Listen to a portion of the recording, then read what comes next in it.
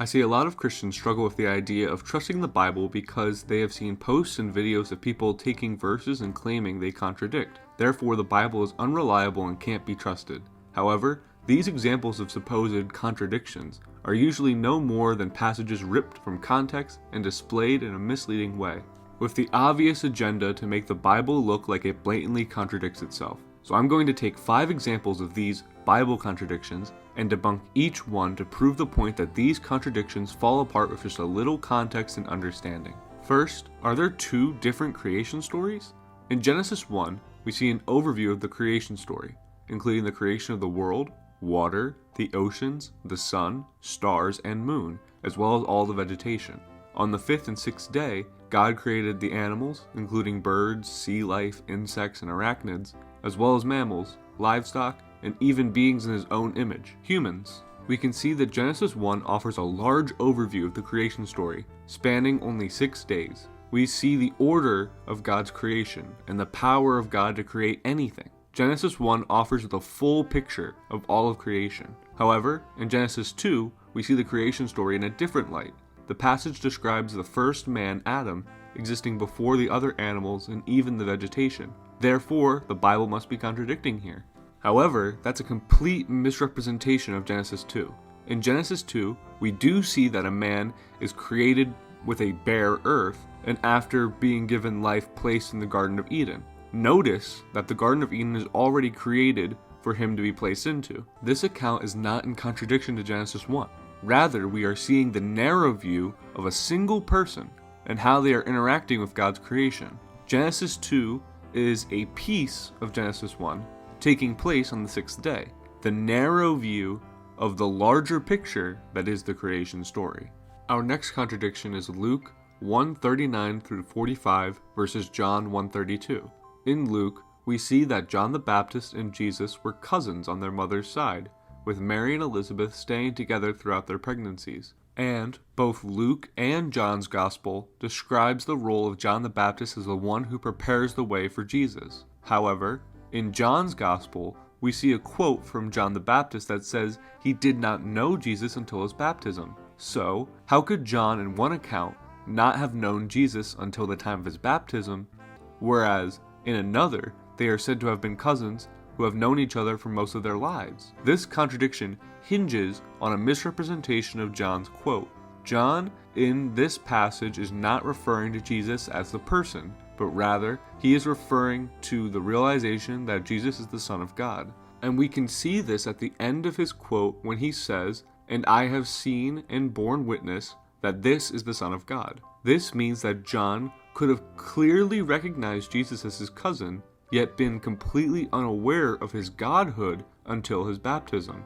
And this makes even more sense when considering that John the Baptist was a close family member of Jesus. To believe that your cousin is actually God incarnate is not a common occurrence. And so John the Baptist, after his realization, would have made it known that he didn't know Jesus as the Christ until that moment. John's Gospel focuses on John the Baptist's connection to the divine Jesus, whereas Luke is emphasizing the familial connection between John and Jesus.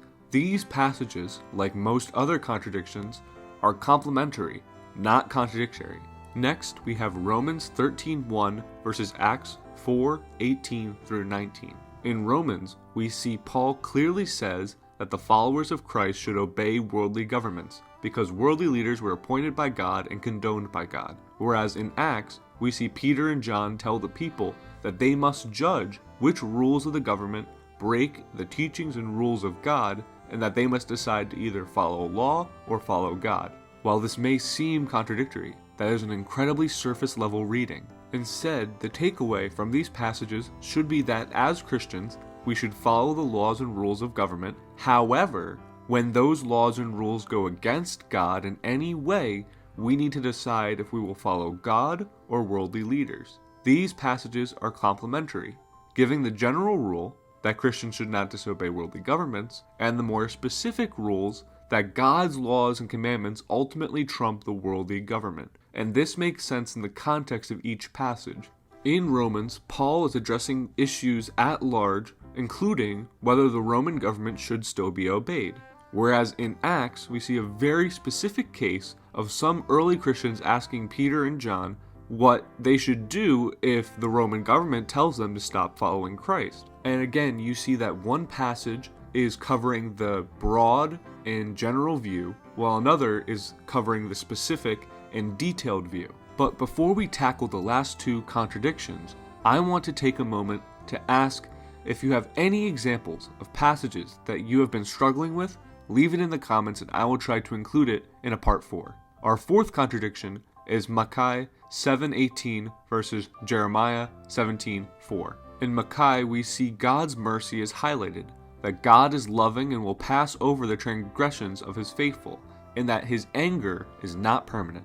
But in Jeremiah, we see that God's anger is, quote, burning forever, and the consequences of turning away from God. So which is it? Is God's anger temporary or lasting forever? Context is key, as with every other contradiction.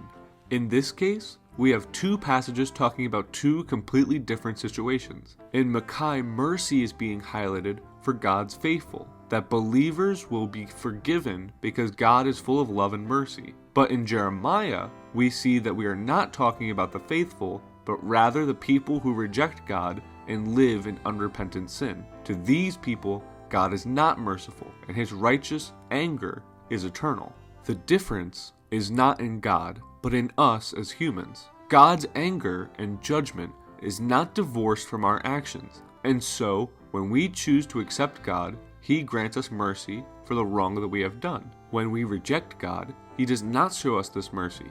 It is not God that changes, but us and our actions. And so while it is easy to point out that one passage says anger is temporary, the other passage says it's forever, therefore contradiction, we have to have a higher standard of literary analysis than that. And that's the problem with many of these attempts to attack the Bible by highlighting contradictions. Because in actuality, almost all of these verses are simply different authors discussing different things with completely different contexts. And finally, our last contradiction is Mark 15:25 versus John 19:14. Mark suggests that the crucifixion of Christ was at the 3rd hour, but John says that it was at, quote, about the 6th hour. Now to many this may seem like it completely breaks the gospel narrative, and people with the sole intent to bash Christianity will capitalize on assumptions. As a modern reader, we assume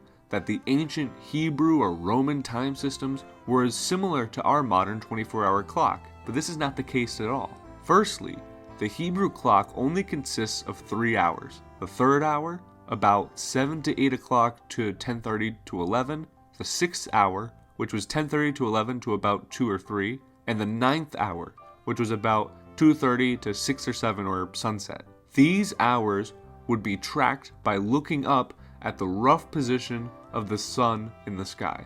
So if the sun was about an hour or so away from noon, one observer may say that it was about the 3rd hour, while another may say that it was about the 6th hour. Two different observers, two different accounts of the same event. What further proves this is John's approximation being, quote, about the 6th hour, which further shows that he's estimating and not being exact. Again, it is very easy to have the wool pulled over your eyes, especially when you are presented the verses without any historical context or nuance. The gospel writers had just witnessed the trial and crucifixion of their leader, and they were conscious enough to look up and note roughly what time it was. The fact that our two observers differ slightly in their account actually gives us a better understanding of the exact time. If both were to have said the 3rd hour or the 6th hour, that could have been anywhere in a 3-hour period. But because we know it was the period of time between the 3rd and the 6th hour, that narrows it down the exact time to a single hour period, making the Gospels more accurate, not less. And if you want to view part 1 or 2 of this series of debunking Bible contradictions, I have both of them linked here. Thank you for watching. God bless.